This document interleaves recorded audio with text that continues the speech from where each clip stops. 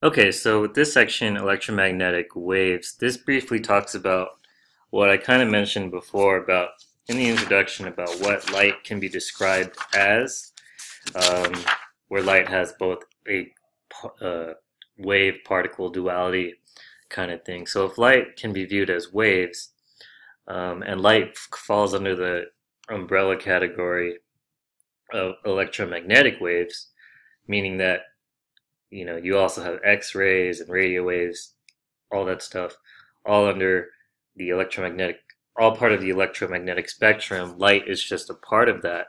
Light can be described as transverse wave motion. Um, but since transverse wave motion means you have something that's oscillating perpendicular to the direction of propagation, or like the movement of the wave. So what exactly is it that's oscillating? And so I showed this in the first video, but this shows those two things that are oscillating, and they're both perpendicular to the direction of propagation. It's the electric field and the magnetic field, and those two fields, they go hand in hand. So basically, like if you have electricity, there's also magnetism, and if you have magnetism, you inherently have electricity.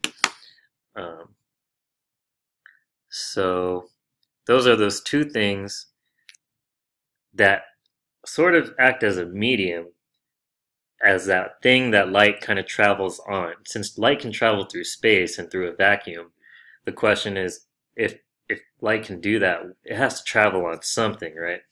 So in this case, it would be traveling on these two uh, these two sort of fields, the magnetic and the electric field. So this is a drawing of just the electric field going up and down, but you can kind of imagine there's another field going in and out of the page, like um, so it wouldn't be able to really draw it, but the magnetic field would be going in and out of the page, and is perpendicular to both the electric field and is perpendicular to the direction of motion. Um,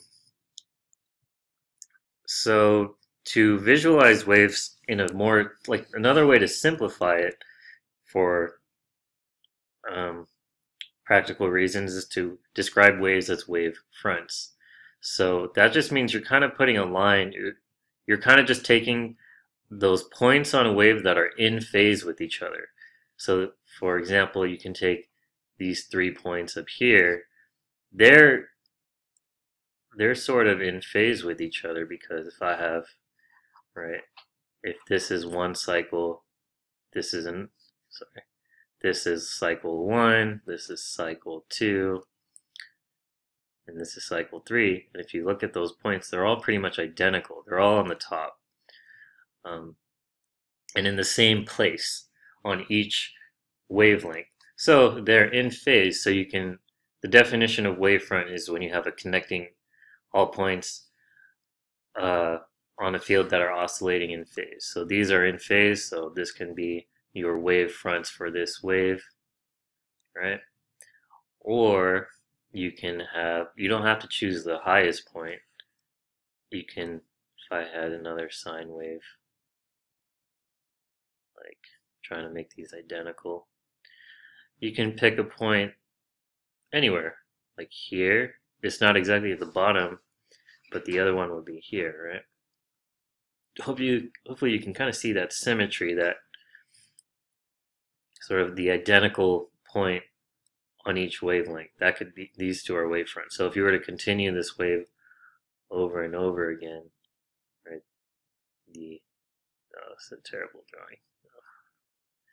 The third wavefront would be over here, kind of thing. So you can imagine like a really long wave has, now you can just draw tick marks basically. It's kind of like in chemistry when you're simplifying a chemical formula, and instead of drawing out all the letters, you can just use, like, these lines and stuff. That's how I like to think about it anyway. It's another way to represent waves, using just lines.